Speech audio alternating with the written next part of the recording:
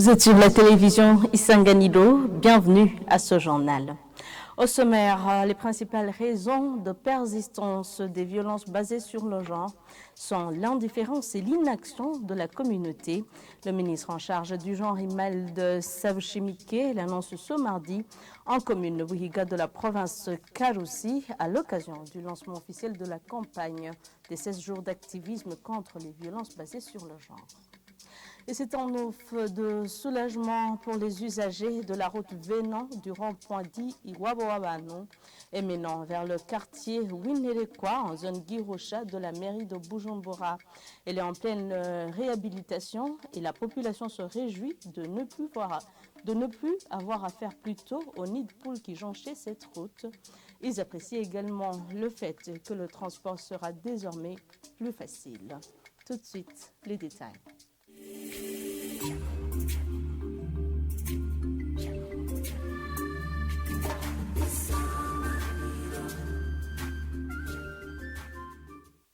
Encore une fois, bienvenue. L'indifférence et l'inaction de la communauté face aux violences basées sur le genre sont la principale raison à la base de leur persistance. La déclaration a été faite par Imelda Savchemike, ministre en charge du genre ce mardi en commune Buhiga de la province Karoussi. C'était lors du lancement officiel de la campagne des 16 jours d'activisme contre les violences basées sur le genre. Cette lutte concerne tout le monde, a-t-elle interpellé. Suivez-la. Irangira kwigenekerezo rya 10 Kigarama umunsi mpuzamakungu wahariwe agateka kazina muntu.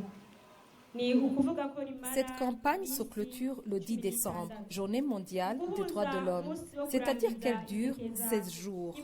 Le fait de joindre le dernier des 16 jours d'activisme contre les violences basées sur le genre et la journée internationale des droits de l'homme, c'est un symbole pour montrer que les femmes constituent une des composantes de l'espèce humaine et que le non-respect des droits des femmes constitue une violation des droits humains. Ari guhungabanya agateka ka kiremwa muntu naho ibitari bike bimaze kurangurwa intambamyi ntizibuze. Malgré les nombreuses réalisations dans la lutte pour les droits des femmes et filles, des défis subsistent, notamment l'inaction des communautés face aux violences conjugales et les grossesses précoces chez les jeunes filles. L'entourage préfère ne pas interférer dans les conflits conjugaux pour ne pas violer, soi-disant, les espaces intimes de couple. Cela a pour conséquence la perpétuation des violences qui conduisent parfois jusqu'au meurtre. Quant aux jeunes filles, elles sont victimes des hommes matures par l'appât de gains faciles. Et cela se termine souvent par des grossesses non désirées. Et quand le bourreau est connu, 2 compromis sont trouvés pour que la fille soit donnée en mariage afin d'étouffer l'affaire. Bagomba kumvikanisha uwo mwigeme n'uwayimuteye ngo bace bibanira. Plus de 100 victimes des violences basées sur le genre sont prises en charge par le centre Seruka, mairie de Bujumbura. Chaque mois, la déclaration a été faite par le représentant légal du centre Seruka à l'occasion de la campagne des 16 jours d'activisme de lutte contre les violences basées sur le genre.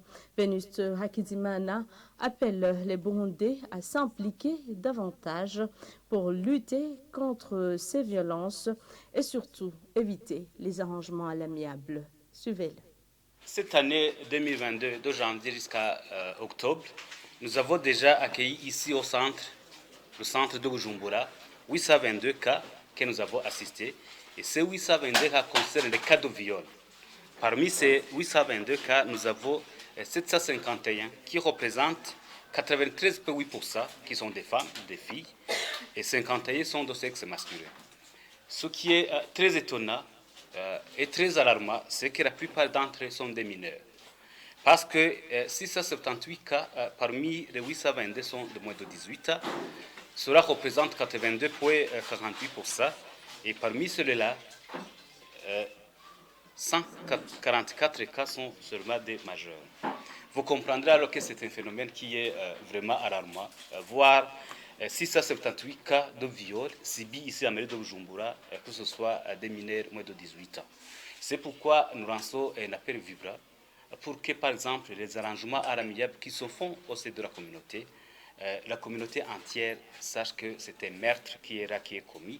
Si, par exemple, vous voyez une fillette de 6 ans, une fillette de 2 ans, une fillette de 6 mois même qui est violée, vous comprendrez que c'est un fléau ici au Burundi. Et ces chiffres-là montrent que c'est une réalité que nous subissons. Nous appelons alors, nous lançons un appel vibrant pour que tout le monde se lève pour dire non à ces violences sexuelles et c'est basé sur le genre. Je vous le disais en titre, la réhabilitation de la route venant du rond-point dit Iwabuabanu et menant vers le quartier Winhekwa, c'est en zone Gihosha de la mairie de Bujumbura, a déjà commencé. Des habitants du dit quartier apprécient le déroulement de ces activités. Ils se réjouissent que le transport sera plus facile, ce qui n'était pas le cas auparavant suite au nid de poule qui jonchait cette route.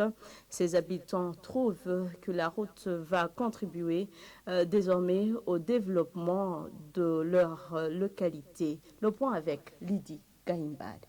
Les travaux qui sont en cours sur cette route partant de rond-point dit Iwabu Nabanu vers le quartier Gikungu sont le traçage des caniveaux, le terrassement ainsi que le compactage. Les usagers de cette infrastructure saluent ces activités de réhabilitation qui les qualifient d'une grande importance. Nous voyons des avantages, surtout pour le transport. Ça va prendre un peu de temps parce que la route sera goudronnée. Cette route a une grande importance. C'est notre infrastructure. Auparavant, c'était pas facile à se déplacer avec les nids de poules, de l'eau stagnante, mais pour le moment, ça sera bon. Nous saluons l'initiative du gouvernement pour avoir pensé à la réhabilitation de cette route. Ceux qui possèdent des moyens de déplacement trouvent que leurs engins ne seront pas endommagés rapidement, ce qui va diminuer l'amortissement de leurs engins. Ce que nous saluons premièrement, c'est qu'il n'y aura plus de nids de poules et nos engins ne seront pas amortis rapidement et les passagers se déplaceront facilement.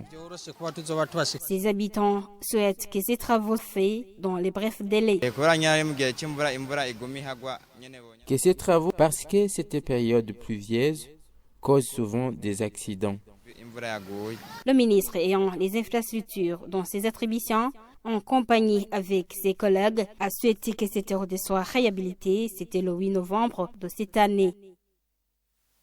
Quittons Bujumbura pour Rumongue, les palmiculteurs et les producteurs d'huile de palme ont jusqu'au 5 décembre 2022 pour réorganiser le gardiennage de leurs palmeraies et le transvasement de l'huile de palme pour sa vente. Léonard Niosaba, gouverneur de la province Rumongue, a pris cette décision l'après-midi de ce dimanche après la suspension des associations qui opéraient dans ce secteur au terme des réunions organisées à Busebga et à Karonda en commune et province Rumongue. Certains parmi les palmiculteurs ont accusé publiquement ces associations de gardiennage d'être des voleurs de régime de palmiers. Jean-Pierre Misako. Dont les activités sont suspendues sont celles des veilleurs dans les palmeraies et celles des employés dans le transvasement et le chargement de l'huile de palme pour sa commercialisation. Après avoir écouté toutes les parties et dans l'optique de mettre en application les recommandations du Premier ministre burundais lors de sa récente visite à Rumongue, Léonard Niosaba, gouverneur de Rumongue, suspend les activités de ces associations sur toute l'étendue de la province. Quant à ceux qui pensent que la suspension de ces associations va occasionner la recrudescence du vol des régimes de palmiers, le gouverneur de Rumongue promet des procès de flagrance à celui ou celle qui sera attrapé et avertit que les usines de production de l'huile de palme qui achèteront les régimes de palmiers à huile volés seront fermées. Et voilà, c'est par ici que prend fin ce journal. Merci à l'équipe technique et à l'équipe de la rédaction qui m'ont permis de le réaliser. Bonne suite des programmes avec la télévision Isanganiro.